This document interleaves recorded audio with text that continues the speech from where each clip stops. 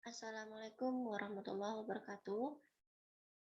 Perkenalkan nama saya Safira Rahmadi Tismara, NIM 2018 10603111103. Di sini saya akan menjelaskan rencana pelaksanaan pembelajaran. Yang pertama, untuk RPP ini ditujukan pada SMA sekolah menengah atas dengan mata pelajaran matematika kelas 11 semester 1. Yaitu dengan materi pokok yaitu matriks dengan alokasi waktu 2 kali 45 menit selama satu pertemuan.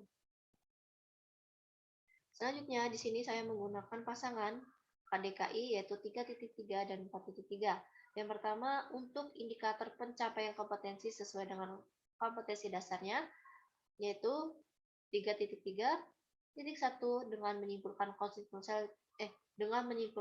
konsep dan jenis-jenis dan kesamaan pada matriks. Kedua, memecahkan masalah yang berkaitan pada operasi penjumlahan, pengurangan, perkalian skalar pada matriks. Lalu, untuk IPK dalam keterampilan yaitu memecahkan masalah konseptual yang berkaitan dengan matriks dan operasi penjumlahan, pengurangan, perkalian skalar pada matriks.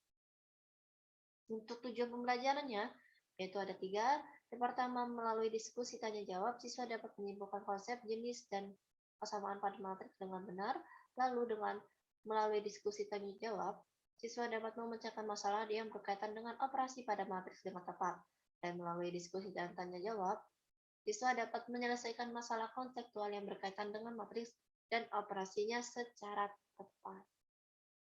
Kemudian, untuk pembelajaran kali ini menggunakan mode pembelajaran problem-based learning yang sering dikenal dengan PBL, lalu pendekatannya menggunakan pendekatan saintifik dengan strategi pembelajaran yaitu induktif yang menggunakan teknik pembelajaran diskusi dan tanya-jawab. Selanjutnya, kita beralih ke langkah-langkah pembelajaran. Nah, langkah-langkah pembelajaran ini sudah disesuaikan dengan IPK dan mode pembelajaran, pendekatan strategi, dan teknik pembelajaran. Oke, yang untuk pertama yaitu pendahuluan. Seperti mana biasanya, langkah dari kegiatan pendahuluan ini, siswa menyiapkan pembelajaran dengan berdoa dan diperiksa kehadirannya. Lalu setelah itu, siswa menyimak tujuan pembelajaran yang disampaikan. Nah, dikarenakan ini menggunakan strategi induktif,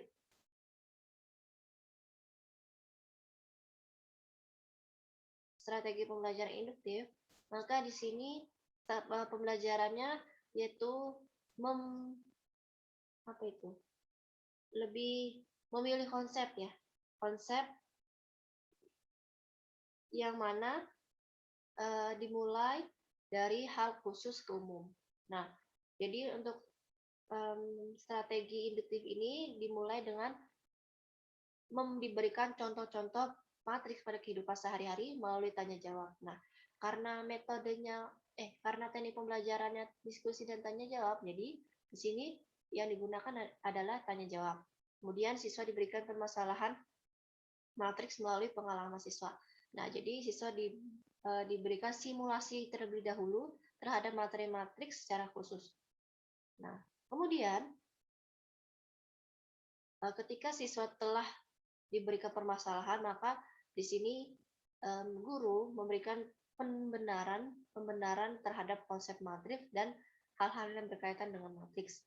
Nah, karena di sini di sini menggunakan teknik diskusi dan tanya jawab, maka di sini siswa diminta untuk membentuk kelompok. Kemudian, karena menggunakan pendekatan saintifik, maka di sini siswa diminta untuk membaca buku teks pembelajaran yang berkaitan dengan materi matriks dan operasinya. Nah, di sini setelah diberikan permasalahan, guru pun memberikan beberapa pembenaran konsep terhadap permasalahan pengalaman siswa. Nah, di sini siswanya berperan lagi, maksudnya siswa di sini diminta untuk menguatkan konsep-konsep matriks itu dengan sendiri, yaitu dengan membaca, yaitu dengan pendekatan saintifik tadi. Dan kemudian Karena di sini menggunakan mode pembelajaran PBL, maka siswa diberikan masalah konseptual, yaitu siswa diajak untuk memecahkan masalah melalui masalah konseptual secara kelompok. Nah, kemudian siswa diminta juga untuk mengamati masalahnya yang telah disampaikan.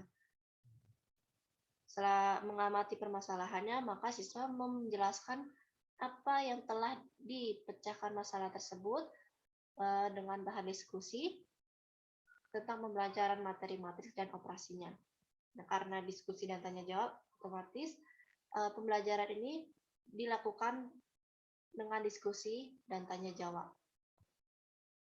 Dan setelah kelompok tersebut sudah menyelesaikan masalah yang telah dipecahkan melalui PBL tadi, melalui mode pembelajaran tadi dengan materi matriks, maka di sini siswa pun menjelaskan hasil diskusi dan tanggapan, dan siswa lain pun memberikan tanggapan ataupun sanggahan apabila terjadi kesalahan. Nah, di sini jadi benar-benar berperan ya, diskusi dan tanya jawabnya gitu.